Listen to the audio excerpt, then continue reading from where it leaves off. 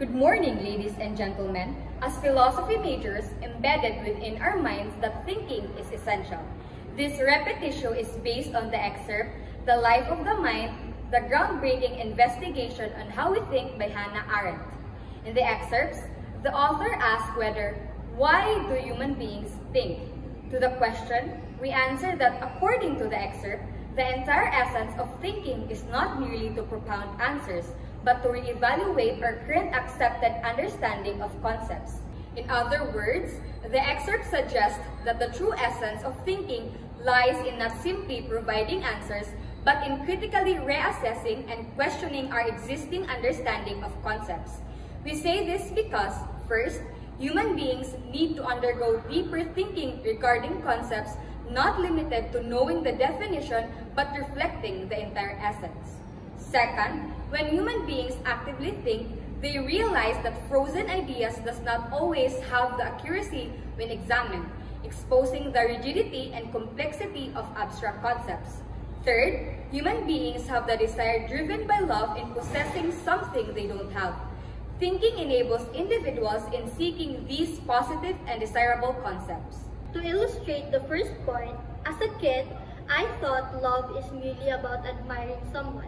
But as I journey myself in philosophy, I learned that love has stages: attraction, interest, and commitment.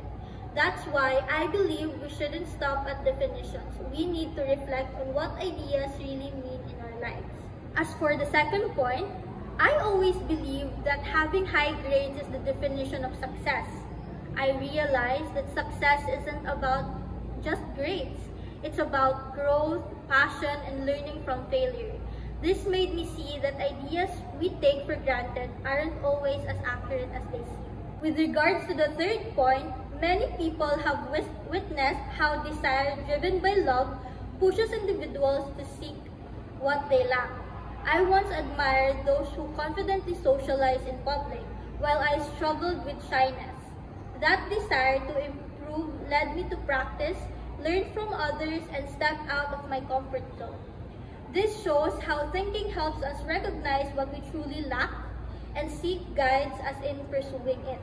However, other people claim on the contrary that they have experienced intellectual fallibility, the inherent nature of human beings to have limited knowledge, that grasping the entire essence of different concepts could be challenging.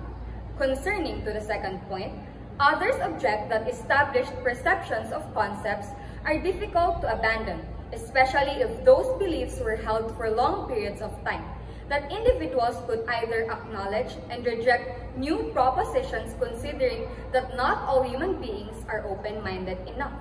And about the third, some people cite instances when, for example, the excerpt primarily discussed regarding the normal human being, that despite knowing these desirable concepts, are reluctant to embody. To the first objection, we reply that human beings have limited knowledge and may never fully grasp the entire essence of certain concepts, and recognizing our intellectual fallibility is precisely why deeper thinking is necessary.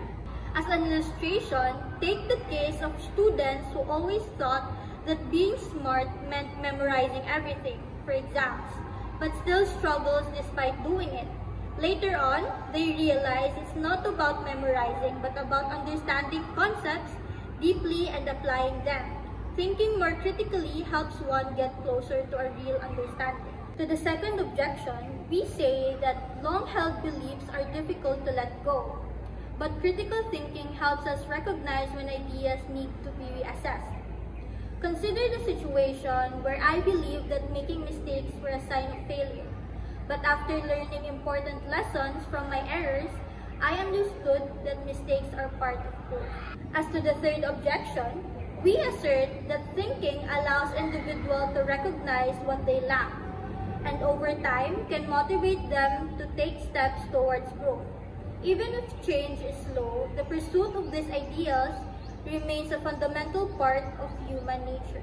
At times, we have seen habits need small changes, and the desire for growth can still push one to improve over time. So we conclude that the capability of human beings to love are the primary motivators in thinking desirable concepts. While discussing these points, we have realized that thinking does not function for creating answers. Instead, thinking activates the mind to reevaluate familiar concepts.